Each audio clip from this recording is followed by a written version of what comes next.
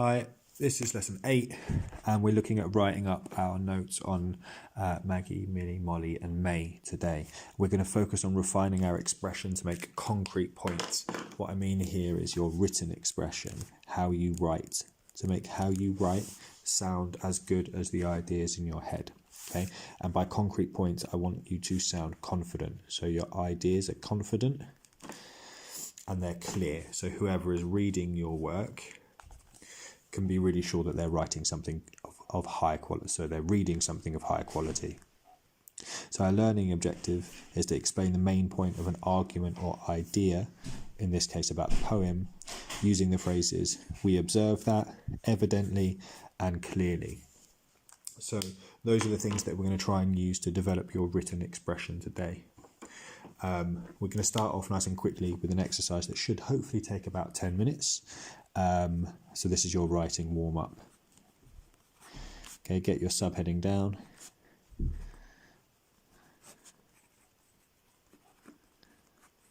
Okay, underline it. It's time to flex your intellectual muscles. So number 1, quick as you can. The poem could be seen as superficial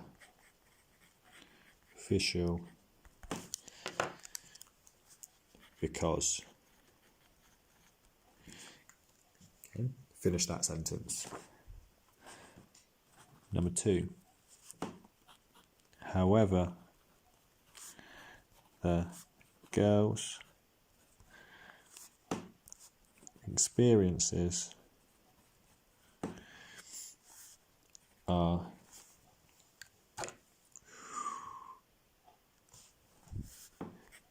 tangible because. Of course you can pause this whenever you want to finish them off, but I just want to get the juices flowing.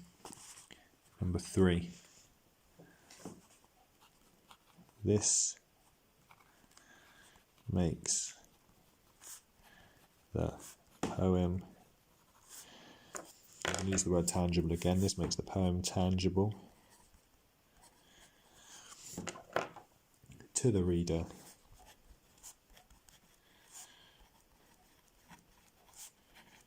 because. So we're getting those pieces of versatile vocabulary from today's lesson in straight away.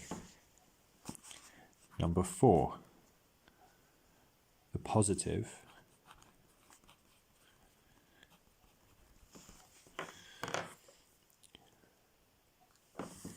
transformative experiences include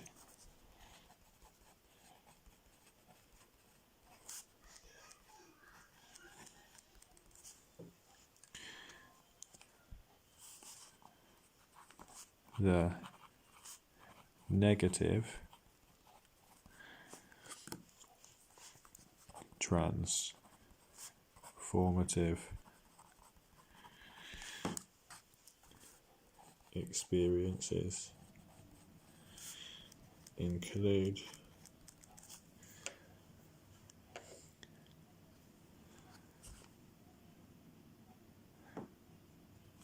Number 6. These experiences are tangible because. Okay, really forcing you to think about the poem using the vocabulary. Okay, this makes you think hard and then it makes you cleverer. 7. Growing up / childhood is ephemeral because. 8. But growing up is also tangible because. Now I'm writing really, really quickly here. What I want you to do is I want you to make sure that you're pausing this and you're giving really thoughtful, high quality answers. So if this activity, pausing and stopping, takes 10 minutes, that's completely fine. Okay, we're looking for quality of writing here and the quality of your ideas using the vocab. 9. The beach represents time which is, you got it, ephemeral, because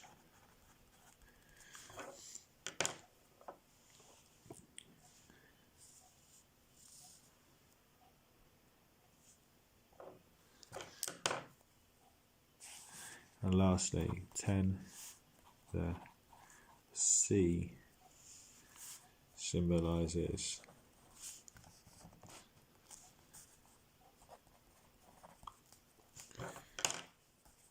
emotional depth, which seems more tangible. Got to do it in green, which seems more tangible because. So by answering those questions, you're starting to engage with the big ideas of the poem, starting to think really, really hard about it. Okay, once you've done that, I want you to start the next section of the writing warm-up. And we're going to do another because, but, and so activity to get you to expand your sentences and write in detail. So the first one is this: the girls have conflicting experiences on the beach because. Okay, finish that sentence in as much detail as you can. Why do they have different experiences on the beach? What does that symbolize? Pause it if you need to. Next one. The girls have conflicting experiences on the beach. But, okay, but how are they similar? How do they relate to everybody? You tell me. So we've got our but and our because here. Finally, the girls have conflicting experiences on the beach. So what does it reveal to us? What does this poem tell us about life? What's the consequences of their different discoveries? Okay, again, if you need to, pop it on pause, finish the sentences, finish the warm-up. Okay, really think hard, really think deeply about those. Next one I want you to do, subtitle capturing big ideas. Okay. I want us to capture the big idea of the poem now. So I'm going to tell you, I'm going to tell you the start of the sentence that I want you to finish. It goes a little bit like this. On the surface, Maggie and Millie and Molly and May is a poem about I want you to tell me about the surface level thing, not the deep stuff that I know you know. I want you to tell me about the surface level thing. Literally, what is it a poem about? What are the girls doing? Where are they? Then, to show how clever you are, after that sentence, you're going to complete the next one. However, if you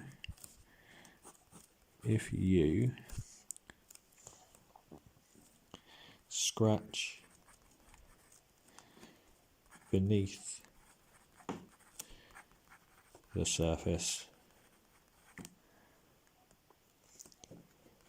it is an extended metaphor for... Now, what is an extended metaphor for? This whole thing. What is the beach? What does it represent? Okay, these girls finding out those different experiences. As a whole, what does that represent the process of?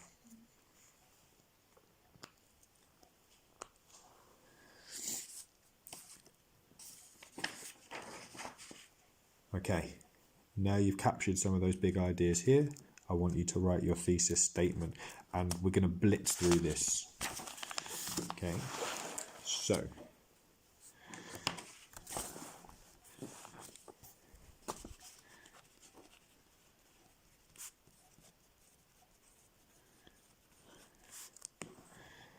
you're going to write your thesis statement for this question. How does the poet present childhood in Maggie and blah blah blah blah blah? Okay, so you are going to start like this. In the poem Maggie and Millie and Molly and May, Cummings explores what? Tell me what he explores. Then after you've told me what he explores, you're going to put a colon there, and you're going to write, it reveals. And then you're going to write your first idea.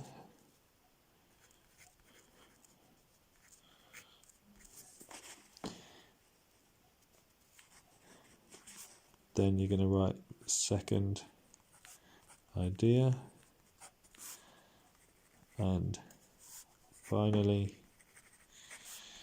yep, that's it, you got it. Idea 3. Okay, use all of the vocabulary and all of the warm-up work you've done. You can embed some of those sentences if you want. This you're going to turn into a work of genius.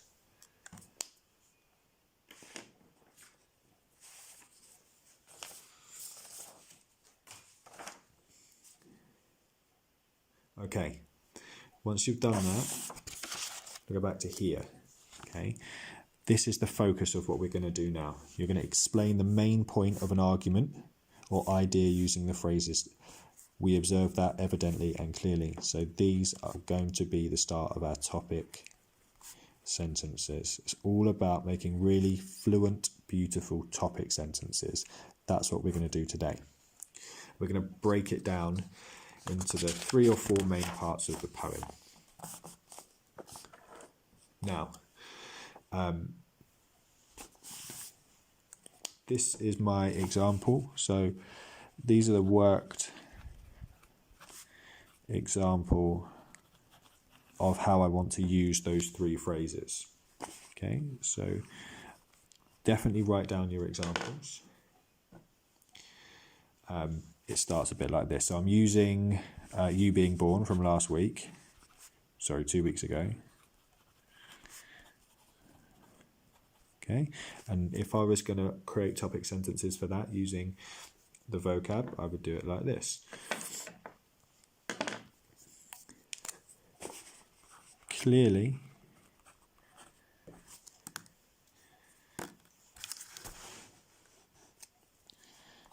Jones presents birth as chaotic and physical, almost like a scrum.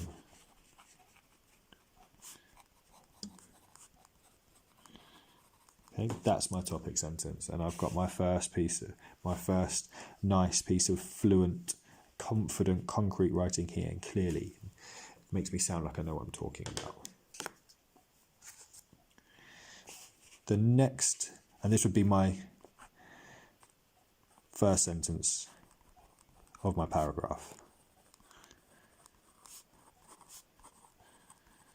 Now, it might seem like I'm going really slowly through how to write a paragraph with you, going through it at sentence level, but that's the best way to improve it, by going through each sentence in minute detail and really finessing them and making them great before bolting on all of the other bits. So we'll have a really classy thesis statement that leads into really classy topic sentences, and we're going to work through it bit by bit, chunk by chunk.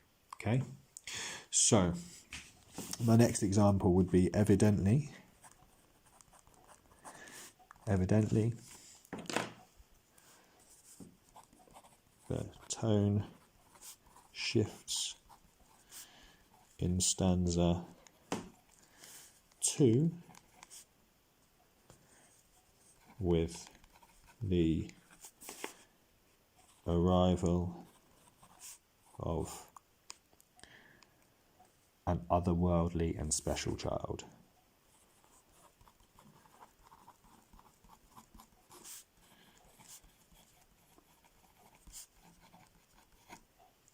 With a jammy head.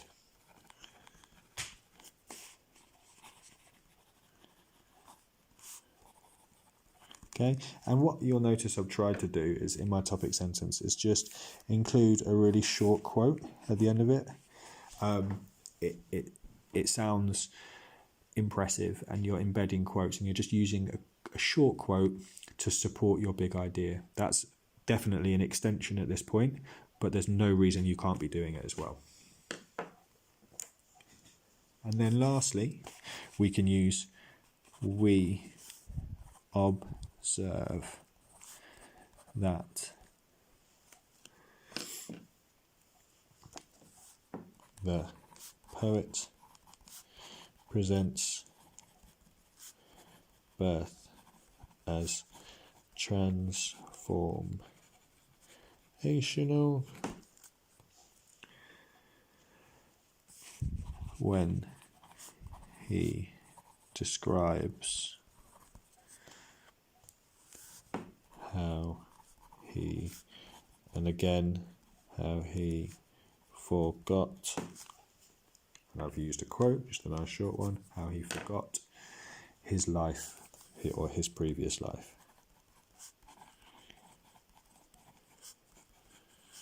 And love. Okay, so you can embed those one-word quotations into your point, into your topic sentence. But today we are very much working just on clearly, evidently, and we observe that. You can use them in any order, but I like this order. And so today, that's the order I want you to write them up in. Now, it's your turn. Okay.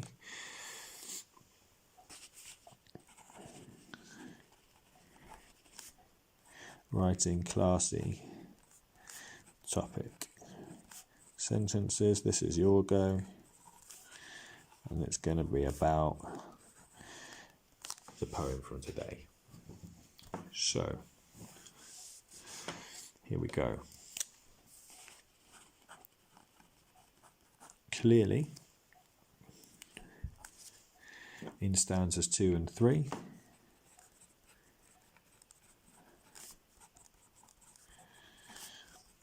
if you're not sure what they are, check back to yesterday's lesson.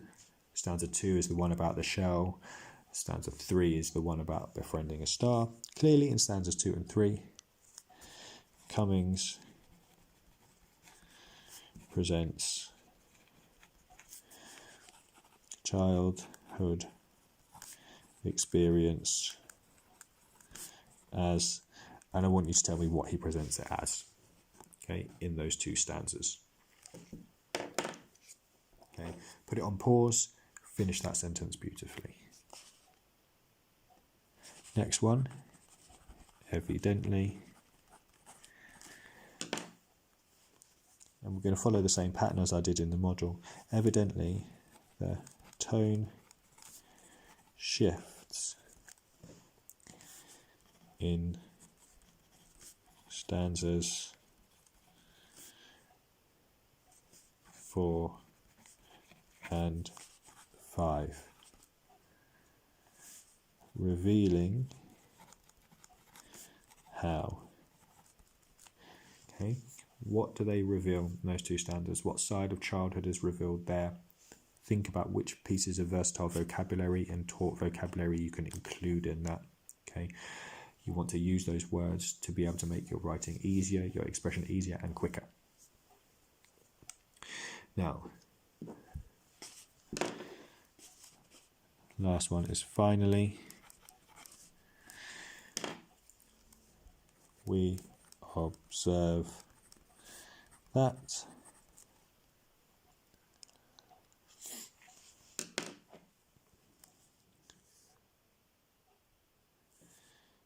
in the closing stanza, the poet contrasts the speech and play of stanza 1 with what? And then your extension is to show what bigger thing. Okay, those are your topic sentences. Complete them, make them beautiful.